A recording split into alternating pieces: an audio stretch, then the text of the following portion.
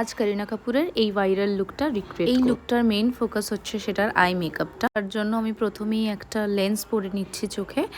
লেন্সের শেড জানার জন্য আমাকে কমেন্ট করো, আমি অবশ্যই তোমাদের বলে দেবো।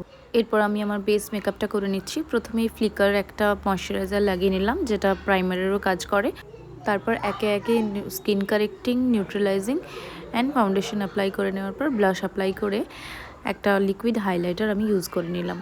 এরপর আন্ডার আইয়ের ডেপথটাকে কভার করার জন্য আমি একটা লিকুইড কনসিলার দিয়ে সেটাকে ভালো করে ব্লেন্ড করে নিলাম। এরপর একটা ওয়ার্ম ব্রাউন শেড দিয়ে পুরো আইলিডের উপরে ভালো করে ব্লেন্ড করে নিলাম।